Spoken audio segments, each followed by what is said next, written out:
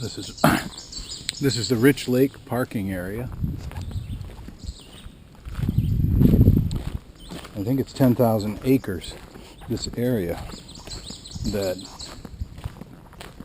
a university uses for wildlife research, which is really awesome because it's pristine.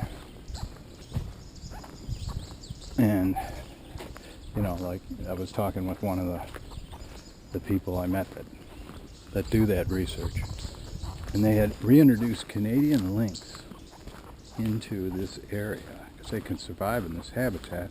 But when they logged it over 150 years ago, it wasn't the same habitat. Obviously, a mature forest is way different. So the lynx were trapped out of existence or couldn't survive on the altered landscape.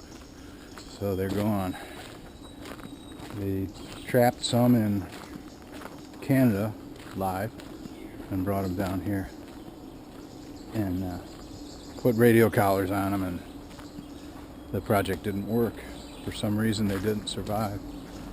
They found, when they could, locate them. But you see, the terrain is so rough. Like, you see a little puddle there, that's permanent. And what that means is, if you tried to walk through that, you couldn't do it. You could do it in the wintertime when it was frozen solid, but otherwise, it's a muddy, boggy mess. You can sink in this really sticky muck up to your hips. And so you imagine you're trying to track a lynx who are pretty darn agile. And that's the stuff they love. They hunt in there. There's an old outhouse right here. We used to come, the boys and I, and park down here, go straight out to the lake. And we'd either fish all day and swim, or they would fish, and I would lay in my backpacking hammock on shore and watch them. They'd paddle out to this island. I'll show you. It's really just a rock surrounded by water about 60 feet deep. It's pretty neat to see because they'd stay out there hooting and hollering and having a ball all day. And I would get messages. The wind prevails this way. So from the rock island, they would take like a plastic bottle, put little messages in it, and throw it in the water, and eventually it would make its way to me. They were juvenile messages, but it was fun. Now the water level is a lot higher than the last time I was here, but I haven't been here in 10 years. This is one of my favorite trees right over here because it's a white pine. It's huge. I don't think that when they logged this area, they logged this one. I don't know why, but it's just gorgeous. And you see, well, I'll get a better shot of it. You can see how the prevailing wind has mangled the shape of the branches. It's just beautiful. Kind of like that one, see? How it's facing into the wind, and the branches on the windward side are pushed in, I'm sorry. It's just beautiful. I love it. Excuse me, I gotta hug another tree.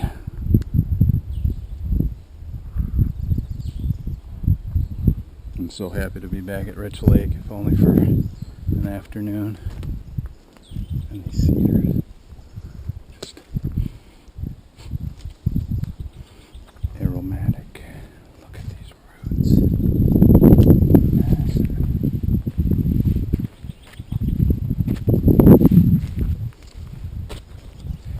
My fishing MO was always put my kayak in, head straight over there. There are shallows where the pike hunt. What a pike does is waits in ambush for smaller fish. Oh look, the water level's so high. All you can see is that rock of the rock island. Is that little tiny rock. And this beach was continuous. I don't know why it's so high. I bet you there's a restriction over at this dam or something. I don't know. I've never seen it so high. Anyway, what a pike does is at night, under cover of darkness, They move way into the shallows, so they might be hidden amongst the weeds or rocks or logs in shallow water. Later on, when the sun comes up and the little fishies are feeding along the shore, they're sitting ducks for a pike, because a pike is long and thin and it can make really good short bursts. They're so lightning quick. That's why they're so much fun to catch. But if they're facing you, say you're a little fish, their profile is so much smaller.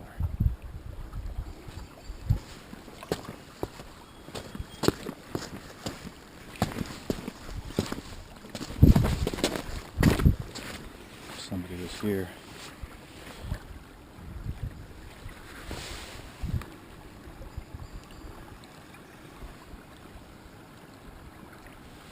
Not today. It's only 8 a.m.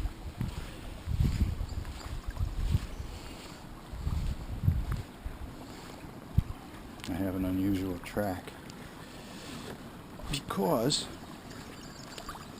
these are the shoes I got. Specialty shoes for walking on a wet kitchen floor.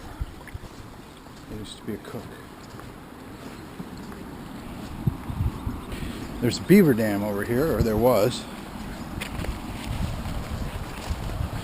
And that has high water too. Look at this.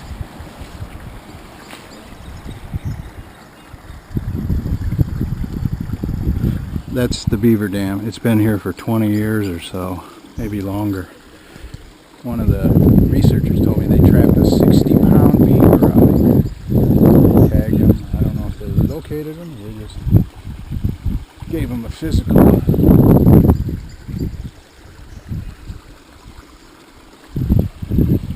Oh yeah, used to be able to walk along the beach. Now there is no beach.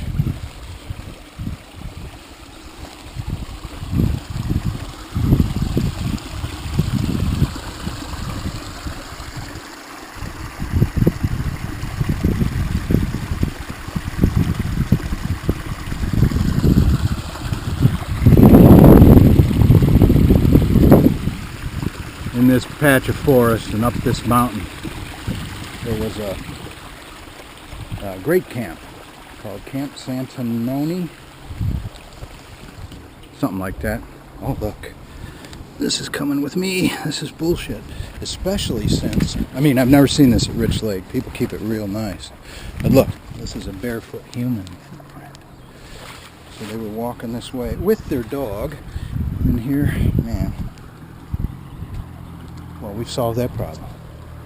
Anyway, so there are some mountains over here, and they built this great camp, and the guy that built it, of course he enjoyed it, and his family loved it, but his little boy got lost. See how thick that is? All the searchers they could muster for however long they needed, they never found him. They never found his body. So that just took the fun out of the place. I don't know if they sold it or quit coming or what. But this is dangerous country. Just because it's so rugged and rough. You gotta know what you're doing or how to get help. There's a fire tower up this mountain and we're gonna go there. And then we get almost an aerial view of this beautiful, beautiful rich lake in the Adirondack Mountains.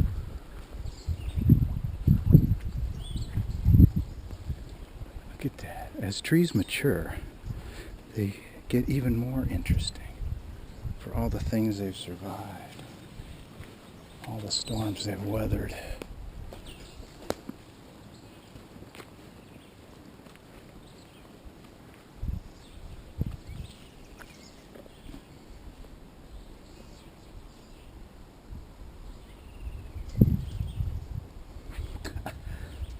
So beautiful.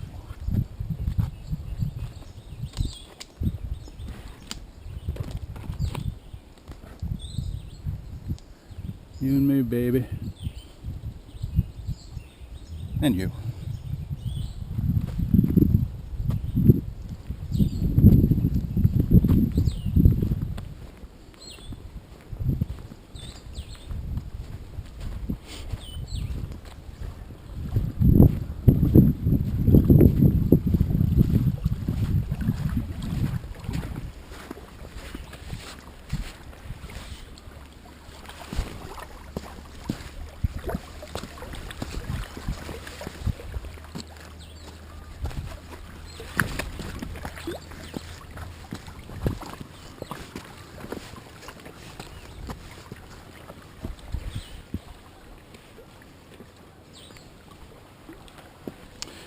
This is where I used to stretch my hammock.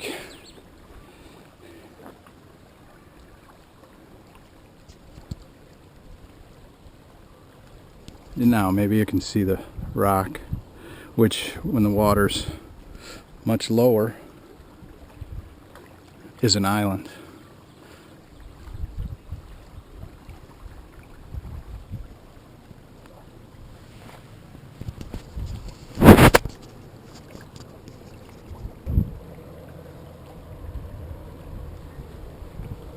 It's gonna set you down because I'm getting bugged by bugs. I want to slap them.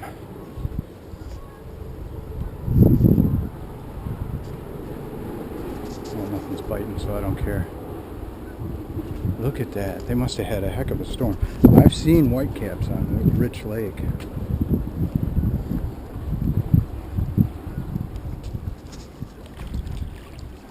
Let's see how the surf line is. Saw a bear walking along shore when I was in my kayak with my son Roger. He had just caught a big, beautiful smallmouth bass. It was as long as the minnow trap.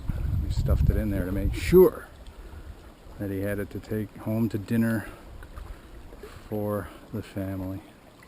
He was so proud. Anyway, he caught the bass. There was a beaver, and we were following the beaver at a respectful distance, but it was fun to see the beaver swimming along. He slapped his tail, so I guess we were hassling him. Anyway, then we heard something on shore. I looked up, and here, walking along a trail, was a bear right alongside the lake. And he didn't see us. So I said, "Whoa, bear!" And he stopped. He looked around, and then he looked out on the water, and he saw us anyway. And he put his head down, and he kept walking. So in the space of 5 minutes, Roger caught a big bass, he saw a beaver, and we saw a bear.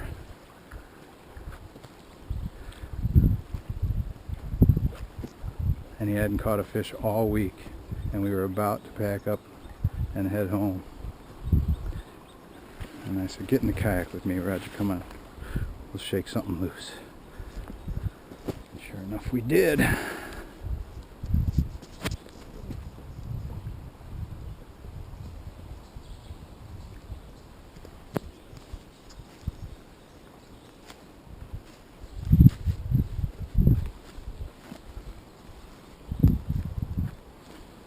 There's just something so beautiful and natural about the little things, about being in nature. Look at this. The green on the logs, the bark. This tree fell so many years ago. And there it is, undisturbed. And this remains, I heard there used to be a house here. And think of what the beautiful view was 150 years ago. This is all that remains. You would think there'd be a chimney or something.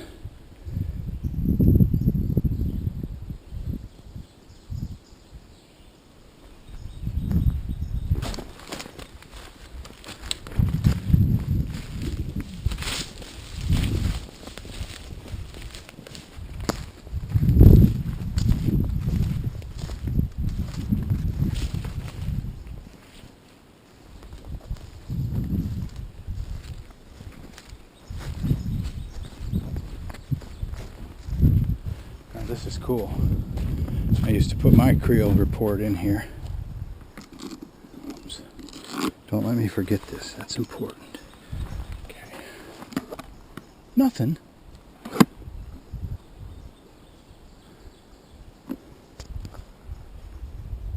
There used to be a little log, and you could write in there 2 21-inch pike, 3 smallmouth bass. And it was fun because you might not see anybody here. It's so seldom used. Except for swimming some days in the summer when it's hot and nice. Like yesterday it must have been. There was a barefoot girl on the beach. We saw her tracks. But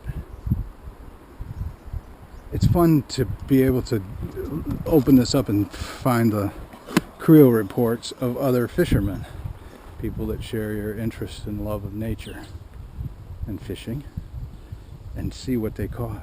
And a lot of times it's caught this, released it. And my boys were juveniles at the time. I wasn't supervising, I was out fishing, I guess. And I checked the logbook the next day, and they had written in it the day before about how they caught Moby Dick and all other kinds of exaggerations. In ink. If it was pencil, I would have made him erase it.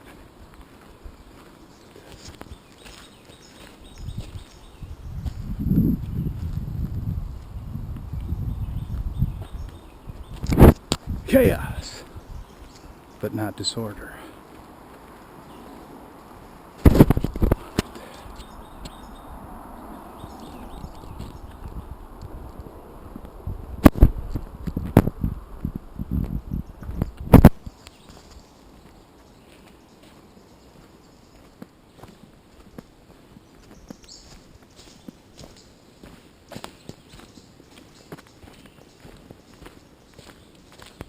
There's the outhouse.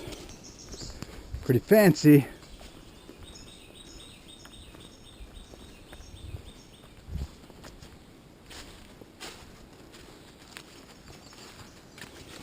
I always worry a spider will bite my ass. I could get it unlocked, but I don't want to drop my glass, which is right here.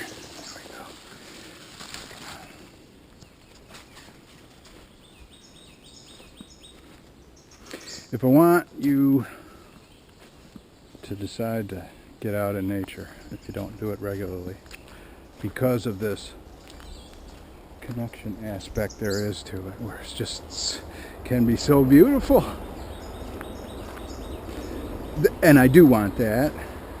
I want to show you. I mean, I could edit this stuff out, but it's important that that's part of my interaction.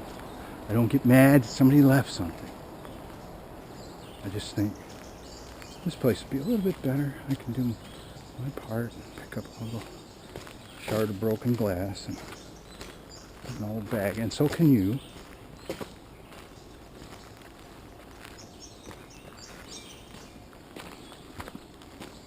That's one of the ways to say you love nature and the people that love it.